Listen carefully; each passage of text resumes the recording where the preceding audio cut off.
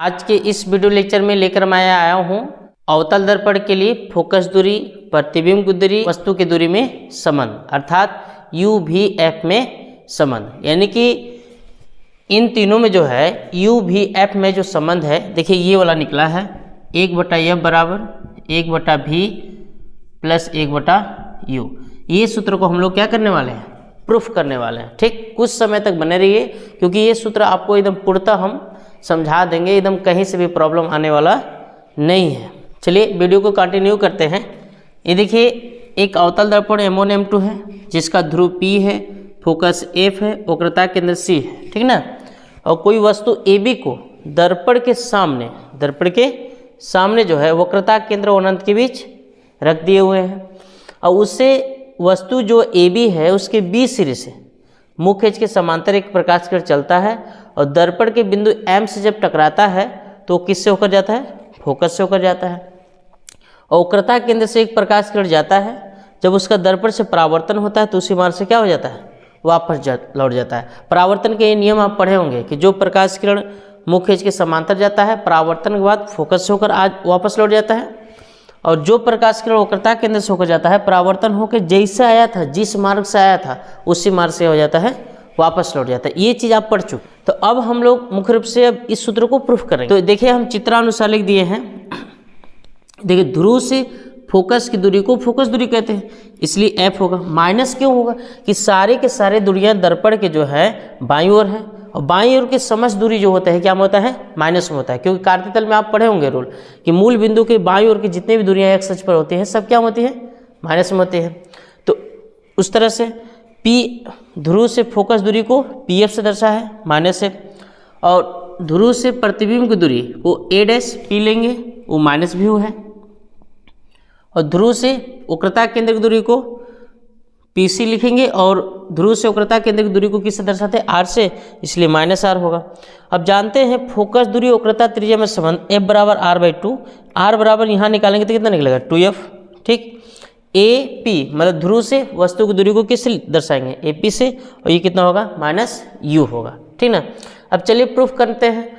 अब प्रूफ करने के लिए ज़्यादा नहीं है, देखिए इसमें 4 समकोण त्रिभुज दिखाई दे रहे होंगे, एक ये, तो यानी कि ये फर्स्ट और ये सेकेंड और ये दिख रहा है।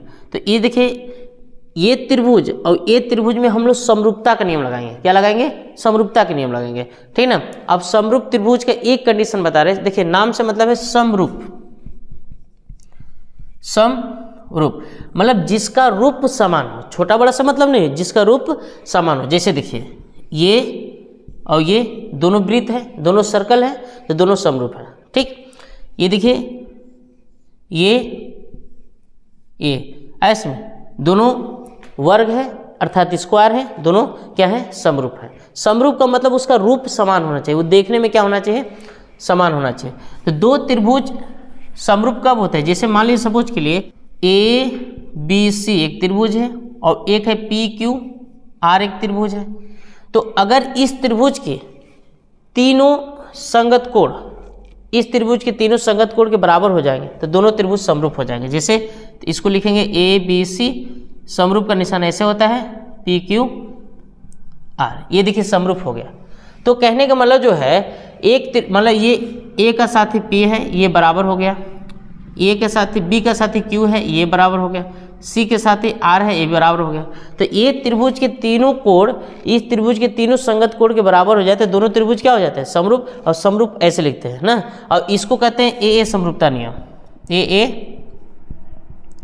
समरूपता नियम, इसको AA समरूपता नियम कहते हैं ऐसे में। लेकिन अगर किसी त्रिभुज के दो कोण भी बराबर हो जाए ना तो तीसरा कोण ऑलरेडी बराबर हो जाता है। जैसे मान लीजिए सपोज के लिए ये कोण इसके बराबर हो गया और ये कोण इसके बराबर हो गया, तो ये होगा ही होगा, क्योंकि त्रिभुज के तीनों कोणों का फल कितना होता है 180।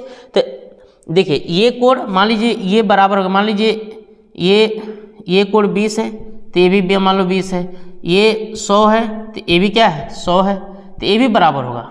ठीक, क्योंकि त्रिभुज के तीनों कोणों का फल कितना होता है 180 होता है। तो 100 में 20 जोड़ेंगे तो कितना है 120, तो ये कितना हो जाएगा 60 अंश, और ये भी कितना हो जाएगा 60 ऑलरेडी। तो अगर किसी त्रिभुज के दो कोण दूसरे त्रिभुज के दो संगत कोण के बराबर हो जाए तब तो वो त्रिभुज क्या हो जाते हैं, समरूप हो जाते हैं, क्योंकि तीसरा कोण ऑलरेडी बराबर हो जाएगा, ठीक ना। और इसको कहते हैं ए समरूपता नियम। ये त्रिभुज और ये त्रिभुज में समरूपता का नियम लगाएंगे, ये त्रिभुज और ये त्रिभुज में समरूपता का नियम लगाएंगे, काम हो जाएगा, ठीक ना। देखिए ये त्रिभुज और ये त्रिभुज समरूप है, क्या है, देखिए ये कोण कितना है 90 और ये कोण कितना है 90, बराबर हो गए। ये कोण जितना होगा उतना कोण ये होगा, क्योंकि ये शीर्षाभिमुख कोण है। शीर्षाभिमुख कोण आपस में क्या होते हैं, बराबर होते हैं। ये कोण का शीर्षाभिमुख कोण होता है, आपस में क्या होते हैं, बराबर होते हैं। देखिए ये त्रिभुज का ये कोण इसके बराबर 90, क्योंकि ये 90 है तो ये भी 90 है। ये जितना होगा शीर्षाभिमुख के हिसाब से उतना ये भी होगा। तो ये त्रिभुज के दो कोण ये त्रिभुज के दो संगत कोण के बराबर हो जाएगा, तो दोनों त्रिभुज क्या हो जाएंगे, समरूप हो जाएंगे। और समरूप त्रिभुज की संगत भुजाएं समान अनुपात में होती हैं, ठीक ना। तो सबसे पहले क्या लिखने वाले हम लोग, लिखेंगे समकोण त्रिभुज BAC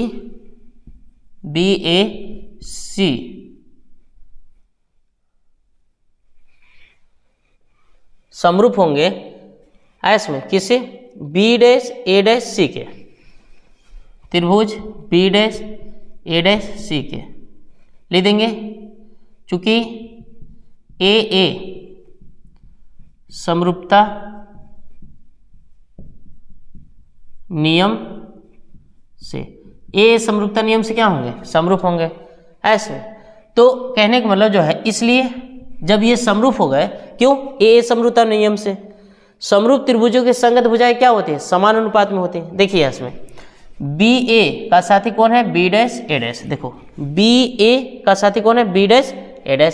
तो यानी कि इसलिए AB बटा A', फिर अब देखिए ध्यान से AC तो AC के साथी कौन है, A'।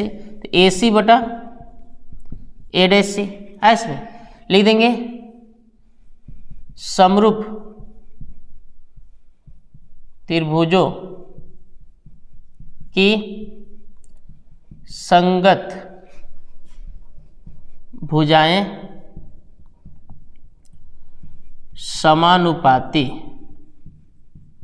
समानुपाती होती है। रीजन लिख सकते हैं, क्योंकि समरूप त्रिभुजों की संगत भुजाएं क्या होती है, समानुपाती होती है। अब देखिए ध्यान से, कहने का मतलब जो है, जितना AB होगा उतना ही MN होगा, क्योंकि दो समांतर, क्योंकि ये BM जो किरण है मुख्य अक्ष के समांतर है, और दो समांतर रेखाओं के बीच की लंबवत दूरी हमेशा बराबर होती है।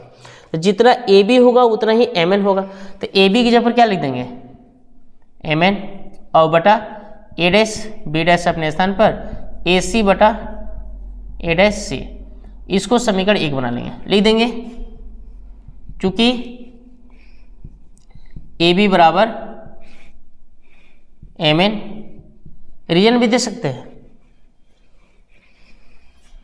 क्योंकि अगर रीजन देना चाहते तो लिख सकते हैं क्योंकि क्यों बराबर है, BM पैरेलल है, मतलब समांतर है किसका, AP का समांतर, इसलिए दो समांतर रेखाओं के बीच की लंबवत दूरी हमेशा क्या होती है, बराबर होता है। इसी प्रकार जैसे इसमें प्रूफ किया उसी तरह से इसमें देखते हैं। इसी प्रकार ये त्रिभुज में देखिए MNF, त्रिभुज MNF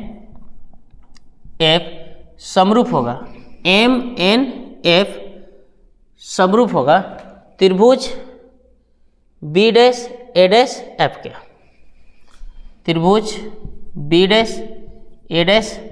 के। क्यों, चूंकि लिख देंगे AA समरूपता नियम से, A समरूपता नियम से, A समरूपता नियम से होगा। क्यों, क्योंकि देखिए ये 90 ये 90, ये कोण का शीर्षाभिमुख है, तो दोनों आपस में क्या होंगे, बराबर होंगे। तो समरूप त्रिभुजों की संगत भुजाएं क्या होती है, समानुपाती होती है। देखिए MN का साथी कौन है, B'A'। तो MN बटा A', B' बराबर NF, मतलब N से F की दूरी, AF मतलब A से A' की दूरी, तो A', F। अब समीकरण 1 व 2 से देखिए अब समीकरण 1 2 से चलेंगे तो देखिए इसका लेफ्ट हैंड साइड, इसका लेफ्ट हैंड साइड क्या है, बराबर है, तो इसका RHS बराबर इसका RHS, तो इसका RHS कितना है, AC बटा A डैश C बराबर NF बटा A डैश F। देखिए दर्पण में इसको इक्वेशन नंबर 3 बना देते हैं। दर्पण में जो भी दूरी होती है वो ध्रुव से नापा जाता है, लेकिन NF ये देखिए कहाँ से दिया है, N से दिया है, और ये दूरी हमें P से F होना चाहिए क्योंकि हमें PF का मान पता है -F। तो कहने का मतलब जो है अब यहाँ पे कंडीशन लेंगे, क्या लेंगे, ये यही दर्पण में बना रहा हूँ। ये देखिए दर्पण का द्वारक, द्वारक मतलब इसके परावर्तक तल के व्यास को दर्पण का द्वारक कहते हैं। तो दर्पण का द्वारक अगर छोटा होता तो M जो है P के समीप होता, और ये जब इससे हम लंब खींचते, देखिए इस पर जब लंब खींचते तो मान लीजिए N यहाँ आता और मान लीजिए F यहाँ है, ये है, तो NF और PF की दूरी में ज़्यादा डिफरेंट नहीं होता। कब, जब दर्पण का द्वारक छोटा होता तब, क्योंकि लगभग जितना NF होगा उतना ही क्या होगा, PF होगा। तो इस बात को लिख लेते हैं, यदि दर्पण का द्वारक छोटा हो तब बिंदु M ध्रुव P के अति समीप स्थित होगा